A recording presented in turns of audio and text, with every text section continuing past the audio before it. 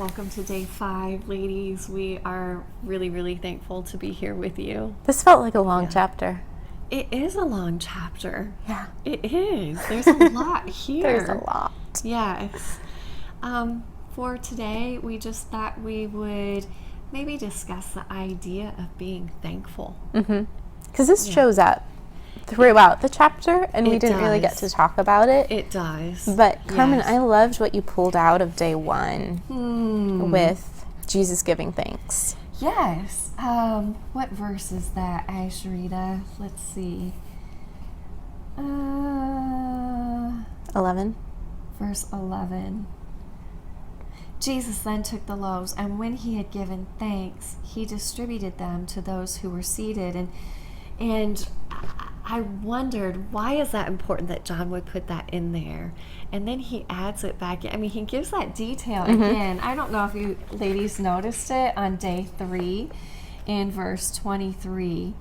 The people have followed Jesus across the other side of the lake, and so John adds, other boats from Tiberias came near the place where they had eaten the bread after the Lord had given thanks. Why is that such an that's how he important describes the miracle. Yes. I love that. And so we got to talking about what did it mean that Jesus gave thanks beforehand.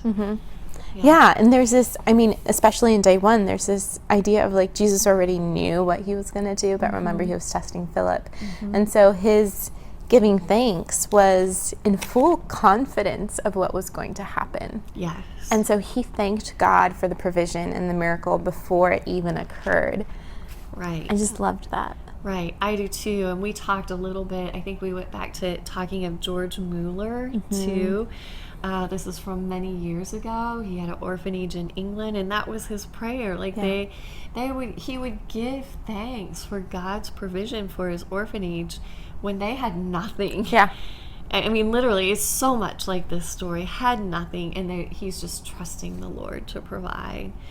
I want to live that way. Yes. Yeah, and in contrast, like when you look at day 2, they come to make him king, which is almost like, we want more, like whatever you did there, like let's do that again. It's so true, and he basically says that on day 3, Yeah. right? I know you're coming to me because you had your fill and you want more bread. Yeah, and he contrasts them then with the Israelites in the wilderness who grumbled about God's provision, right? Because even though they had all the manna they wanted, they got tired of the manna and they wanted something else. And it wasn't even just the bread. I mean, they had seen all of his signs that he had done, right?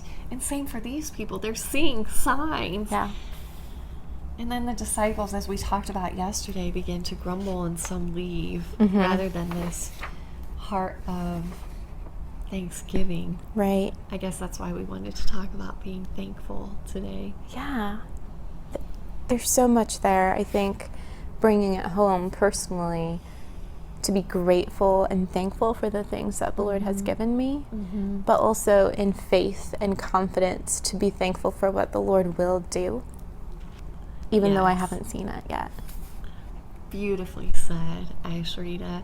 Maybe we could share today some things that we are thankful for. I'd love that. That would be great. Let us know in the comments below.